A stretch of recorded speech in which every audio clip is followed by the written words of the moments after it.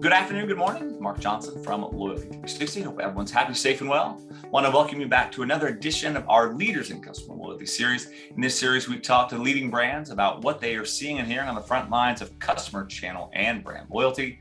Today, we had the pleasure of speaking with Kendall Ware. He is the Chief Brand Officer for Cinnabon, which serves fresh, aromatic, oven-hot cinnamon rolls and a variety of other wonderful baked goods and specialty beverages at about 1,200 franchise locations worldwide. So, Kendall, thank you very much for taking the time to talk to us today.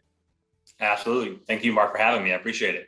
Absolutely. Can you tell us a little bit more about what you do at Cinnabon, maybe your history, and even can be a fun fact? You like to scuba dive? You have 14 kids? A fun fact is always good to know because we like to know people that we interview a little bit more on the personal level. Sure. If I had 14 kids, I would not be here right now. That's for sure. So my name is Kendall Ware. I lead Cinnabon, but I also lead Carvel. So I have the privilege of leading two of our most iconic and sweet brands in the portfolio. So lots of good, exciting things happening with both those brands and figuring out ways to really grow them together and what kind of menu can we unlock to just offer a different experience for our guests going forward. So a lot of exciting things in the pipeline, but I joined Focus Brands back in December of 2020. And prior to that, I was president and COO of Orange Leaf Frozen Yogurt, as well as a few other smaller brands that we had in our portfolio there. But my entire background leading up to that has been in franchising. So all franchise brands coming up within the industry, first job bussing tables, onto waiting tables, managing restaurants, the whole typical growth path within a restaurant, and then went on to start opening restaurants in the field. And then I started learning there's this passion that I had developed for growing people and growing businesses. And so I used franchising as that vehicle to accomplish that. And for me, it was important that I understood that franchising relationship. And so in my early 20s, I became a franchisee of a brand. And since then, also invested in other franchise related concepts just to stay close to that action while I maintain my career as a franchisor. But for me, it's very important to understand both sides of that relationship to help push brands forward. Absolutely. That's a great perspective to be able to understand it from the franchisee and the franchisor perspective. So very unique there. Absolutely. And in terms of fun fact, I do have kids, but not 14. I have 2 kids under 2. And I guess a fun fact I'd share is I actually made it a point to visit all 50 states before I turned 30 a few years ago. And I accomplished that. So that was on my bucket list, got that done. And since then, I've been growing a family. My daughter's 2 years old and my son is now 1. That's awesome. Congratulations on that. It's a fun age for sure. Oh yeah. When you look at Cinnabon and Carvel, for those who may not be familiar, would love to know a little bit more about both the brands, all that you offer, and kind of the plans for both brands going forward. Sure, absolutely. So Cinnabon's been around for 35 years now. Started off with a father-son duo who set out to create the world's best cinnamon roll, and they accomplished that. And the facts and the business has proven it. And what's very unique about the Cinnabon brand is, of course, we're known for our cinnamon rolls. We have so many different varieties of that same high-quality roll, as well as the baked goods you mentioned, and some other beverages, and even coffee like cold brew and different flavors of cold brew that we're really starting to expand upon. But the brand's been around for 35 years, been operating very well, has been growing very well over the years. And even though the pandemic hit everybody very hard, it still was a sustainable business. And year over year, looking at the entire business of Cinnabon, we were still up 25%, which is a very good sign. And if you shift over to Carvel was one of our better performing brands in the portfolio when it came to the pandemic, which is very impressive because people still wanted that comfort food of ice cream. They've been serving, soft serve ice cream for almost 90 years now. And in fact, we're the founders of soft serve from Tom Carvel back in the 1930s. And so there's a lot of history with both brands. But, we both deliver high quality treat experiences. And so, we're definitely looking forward to how we can grow them together. We co-brand today, but, how can we unlock different venue types and potentially even go street side in the future? To be able to, offer more access to both of those brands and leverage the qualities and the iconic nature of both, including their unique menus. And how do we start to merge some of that together to create a different experience? So a lot of planning going on right now to figure out what makes sense for that kind of a concept. And also we want to understand more from our guests of what makes sense in their eyes. Okay, great. And when you look at the recently launched Cinnabon mobile app and Cinnabon rewards program, and I think you also kind of rolled out online delivery as well. Can you tell us about the app, the rewards program, the features, the goals, kind of the objectives of the program? Absolutely. So it's a long time coming for Cinnabon, and we're excited to finally launch this. It's a way for us to interact with our guests in a different way and provide another access point. So the app itself, I'll give some of the mechanics behind it. So the offer for the guests is 10 points earned for every dollar spent. At that 250 earnings of points, that is when you can redeem that for one of our famous classic rolls, maybe our bond bites, our mini bond, whatever the guest is feeling for that day. But that's our way to, of course, really drive that loyalty factor for the guests that are true fans of the brand already, and obviously entice them to drive more of their frequency in our bakeries. Along with that, everybody who downloads and signs up for the app right now, they receive a free bond bite offer that they can redeem whenever they like. But just to, again, get people used to the app and see what the opportunities are and how they can interact with us. But that's right now a big driver for us, just to build on loyalty. But then the second part of that you mentioned is online ordering. So this unlocks first party delivery for our franchisees and our guests to now do everything from one source. So you can log in and still build your rewards points while ordering for delivery or pickup straight through that app, or of course come visit us in any one of our locations that we have. So that's really the backbone to it in terms of what we're going to offer initially. And of course, we're going to expand upon that as time goes on to really start to talk with our guests differently and learn more about their behaviors, learn more about their purchases, what drives them in the business, how frequent and or infrequent they're coming. Just to help, change our model and make sure that we are, reaching out to the guests the way they want to be reached out to. Absolutely. Getting that zero party data and making it actionable is a big challenge, but it's a huge opportunity for a lot of brands, especially, kind of franchisee having that distributed network. But it sounds like you're doing some unique things and targeted approaches to help enable that, which is great. Yeah, absolutely. And one of the things that's unique about, a lot of our locations being in the mall, we have mall employees surrounding us who visit us every single day on their quick 15, 30-minute breaks, whatever it may be. And so we want to interact with them as well. How do we draw them into our loyalty app, get them engaged and understand, their overall demand and needs, and start to, market to them a little bit differently. Maybe we go heavier up on, focus on how do we increase average check within the mall. Can we drive more beverage incidents simply because we know those mall employees maybe want a quick dose of caffeine and get one of our dessert, coffee beverages. But we're going to learn more about that and figure out how to interact with them more. But also, again, for the main audience of our guests that are out there, how do we just drive that more frequency, but also start to educate them with what all we truly have to offer beyond cinnamon rolls? Absolutely. You launched the rewards app and and the rewards program at the same time. Some people kind of do that kind of in a tiered approach, or kind of not necessarily at the same point in time. Did the pandemic lead to some of these decisions, or what was the kind of the reasoning for launching both at the same time? Yeah, the pandemic truly did. We learned a lot as a brand going through that, just like every other brand out there did. A lot of tough situations, and a lot of people were fought through it, but we also learned a lot through it. And Cinnabon had been performing so well for so long, and we always focused on driving traffic back to the bakeries, physically driving people in. And we started to dabble with third-party delivery and started to get used to that. But the pandemic, expedited everything for us. So 3PD was the first trigger that we pulled to really jump into that digital world to start giving more access to our guests. But we learned that if we would have had that after the pandemic, things could have been a whole lot better, and we could have, really been there for our guests when they needed us the most. And so that drove the decision to really speed up the process of going after a rewards app, but also first party delivery. And instead of waiting and doing it in a slow rollout, we just wanted to be very strategic on when we launched this and made sure that it really, maximized the potential of the effort and obviously the investment that's required. And so we wanted to make sure that it stood out, in the sea of sameness of apps that are out there. We didn't want to just launch a loyalty app, right? We really wanted to have something that was more encompassing, that was really the start of how we're going to build a foundation of more digital capabilities and really start gathering that data we need to meet the guest demand. Absolutely. And I think on the 4th of October, you have the National Cinnamon Roll Day coming.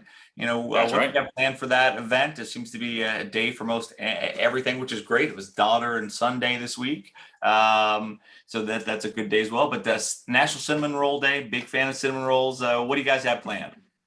Yeah, definitely excited for that. So it's going to be a week-long celebration on October 4th, starting on October 4th. And from there, we're going to offer $0 delivery fees for all orders that go through the app and or our website. And you don't have to be a member to do that. Obviously, we prefer to get more people into that funnel and really start to become a part of our brand from a membership standpoint.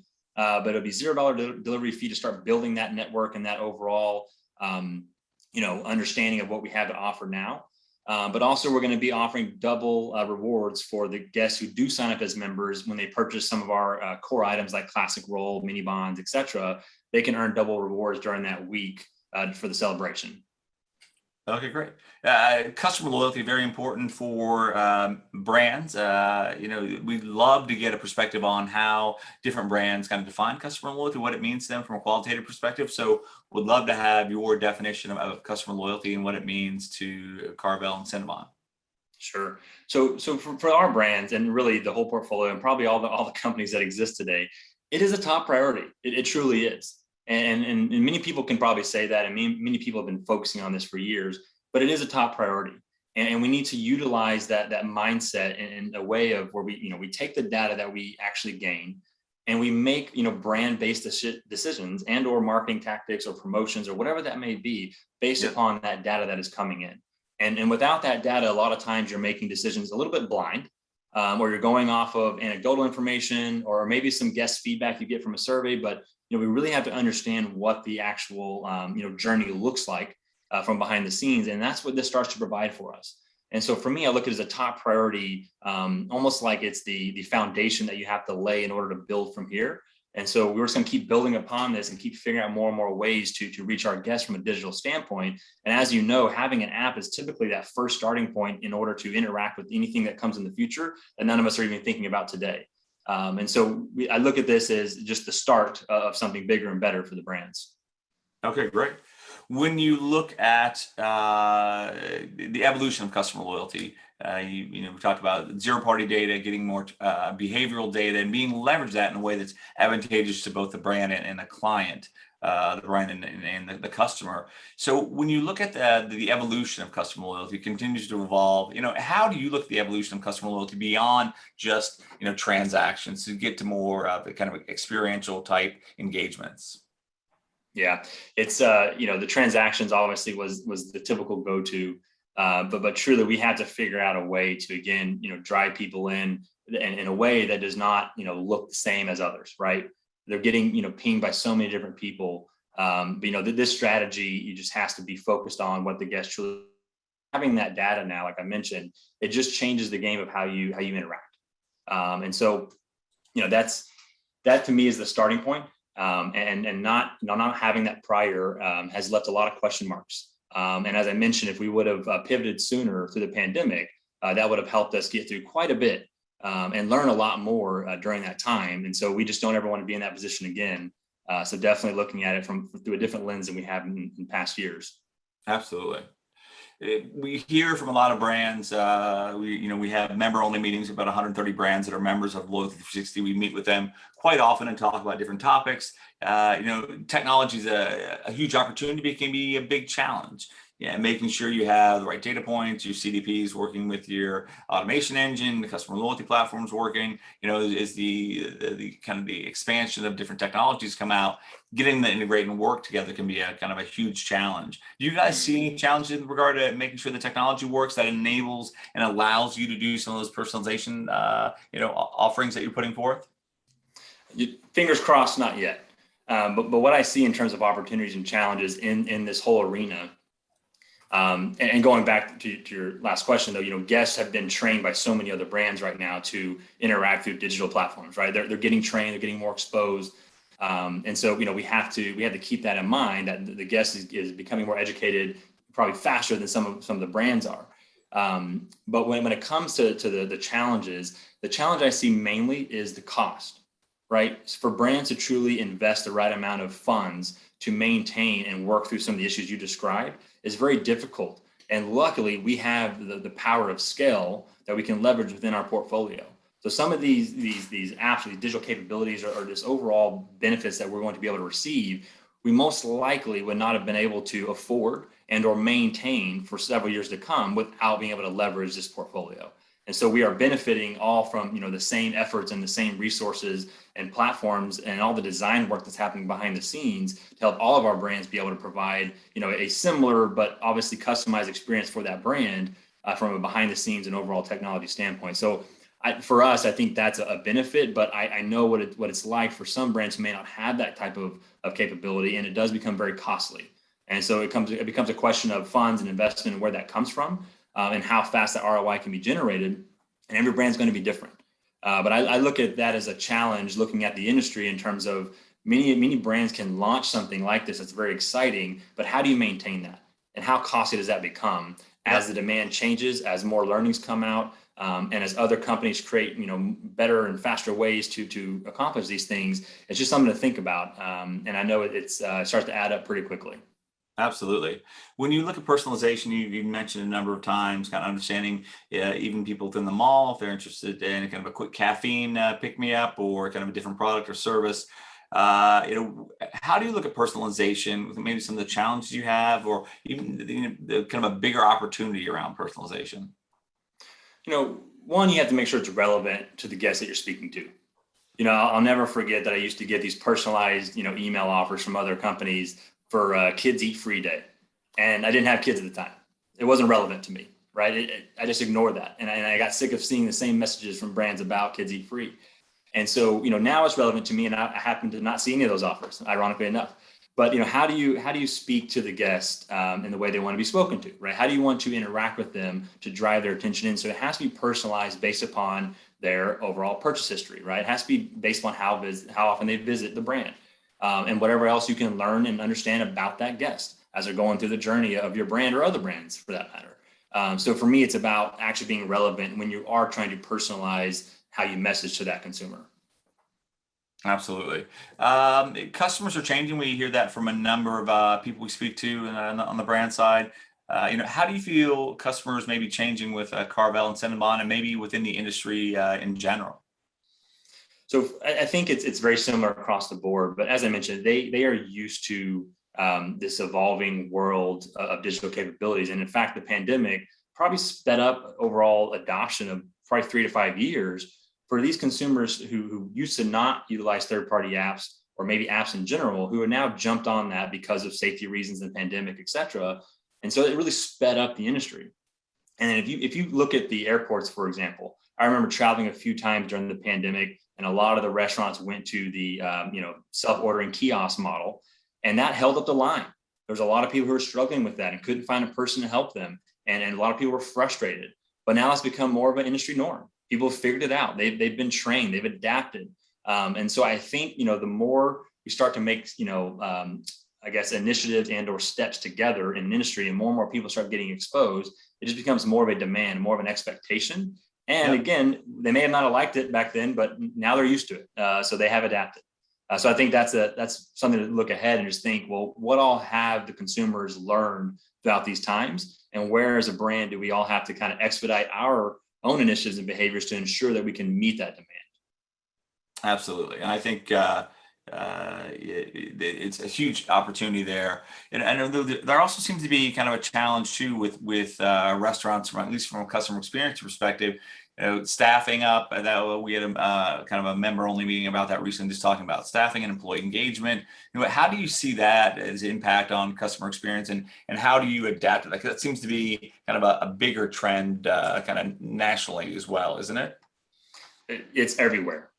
It is everywhere, no matter the industry. And of course, that is affecting things like supply chain, and the overall experience is being affected. And, heart goes out to all the operators out there, all the team members, all the franchisees, everybody out there every single day, just trying to keep the doors open and serve the guests in the best way they possibly can, which is most likely not the ideal way that we'd all want to right now. And again, I think everyone has experienced this to some degree. And so it is a huge effect. And it is tough when, you've built so much momentum, but when you can't find people to work the business, you are limited. And so in terms of, satisfaction scores from guests or, value perception. So take the example of going to probably any local business nearby. You might be used to getting a certain product a certain way or served in certain packaging. And some corners may have been cut recently. And so now you're paying the same price, if not more, but the overall perceived value of what you're getting is not the same. And so naturally, it's going to create some friction and it's going to create some challenges between the guest and the overall brand. And so we're all just striving to figure out how do we keep mitigating that the best we can or finding resolutions, even if they're not ideal. All right. And so with that overall supply chain impact, I think that is leading to a lot of the challenges from an experience standpoint.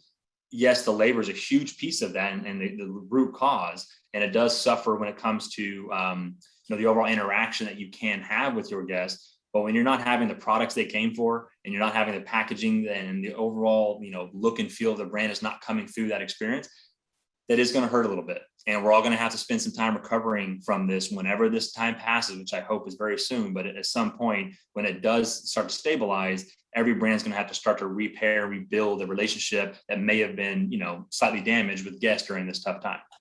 Absolutely. When you look at kind of the program itself, what KPIs will you be looking to measure to understand for the program that will kind of indicate success of the program? First and foremost, it's all about active users. So how many active users are we actually generating every single month? And what is something that we can start to see as a trend to really look at, what that percentage, equates to when it comes to those who actually then, make purchases or visit or become more involved in the brand.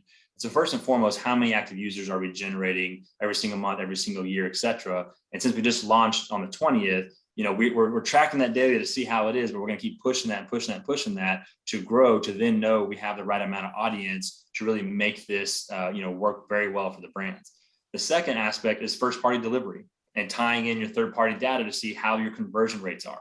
Are we converting some of our third party guests today who may not be as frequent, but are we able to convert them to first party or into our rewards program to make them more of that frequent guest? And so those two areas are the top two for us right now as we get this app off the ground, just to understand if we're heading in the right direction. And we are so far, which is great. But those are going to be the two biggest areas that are going to determine the long-term future success of this program. Okay. And what do you think the next big thing for customer loyalty is for you and your team? Right now it's about getting off the ground. And so the next big thing for us is to truly, and we need some time to do this, but we need to really analyze that data that we receive and use that to make future decisions, as I mentioned, or use that to build something even better and make refinements. But I feel like we're at a stage where it's all about getting it launched and then building the database. And then from there, let that data tell us what that next big thing should be for our guests. Okay, great. And last question I have is, what can Loyalty 360 do to help you and your team on your customer loyalty journey? I think dialogue like this is great in general. And I think being able to just connect and learn more about what you're hearing from other brands and how we can all just, really look at this, overall benefit for guests and the industry as a whole of how loyalty and overall rewards programs work, just understanding and having that insight and that dialogue, I think is awesome. And just being there to obviously share stories and share thoughts with all your membership and all your listeners out there so that they can make some changes or maybe, pick up a few best practices or so along the way. So I just love that we had this opportunity to do the interactions and be able to share these stories together. Absolutely. Well, Kendall, very interesting talking to you, learning more about you personally, and also the two brands that you're working with, doing some amazing work both at Cinnabon and Carvel. Hearing some of the passion you have for the program and the customers, and just being able to look at it from both sides, from operator and kind of operator perspective. I think it's interesting. Franchisee, franchisor is very unique, and I think the commitment you've kind of exposed is unique as well. And you don't always hear that in a lot of the interviews that we have. Kind of the passion that is so present with how you speak to the brand and the program is great to hear. That's awesome, Mark. Thank you so much for that. I appreciate it, and definitely appreciate the time for setting this up and having the conversation together. Absolutely. And thank you everyone for listening, and join us back soon for another edition of Leaders in Customer Loyalty. Thank you again.